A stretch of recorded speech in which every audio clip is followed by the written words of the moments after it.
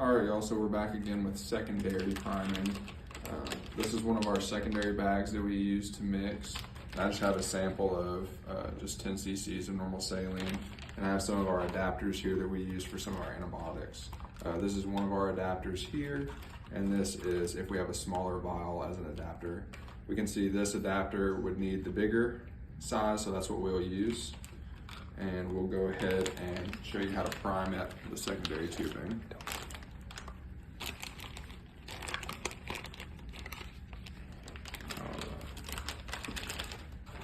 So I'm going to start by opening up my secondary IV bag.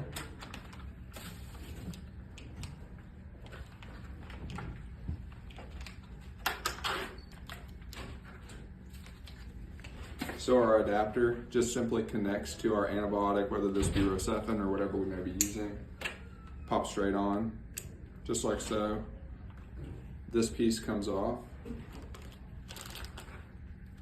and goes right into our bag of saline here. This is how we set up the bag initially. So we just squeeze the bag, tilt it over, and draw whatever antibiotic we may have in our vial. We squeeze it into our bag of saline.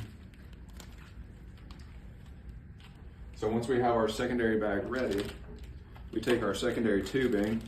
We know it's secondary tubing because it's got our little deal that we use to hang our primaries lower in it, and it also says secondary set on the packaging. So once again, open the perforated edge, take out your set to use on our primary, because our primary always will have to hang lower than our secondary. Hang our primary lower. Take our tubing out, immediately clamp our tubing to make sure no air gets in when we spark our secondary. Take our tip off of our secondary, spike it, fill up our chamber once again.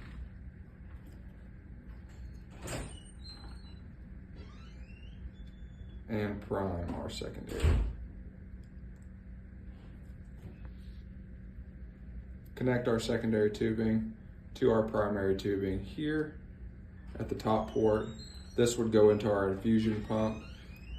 And then as far as, we'll show you more in the class, but you can also prime your secondary by backflowing with your primary. So essentially hanging your secondary down lower, then your primary will back prime your secondary tubing. Show us an example of that. Just unclip it. So as you can see,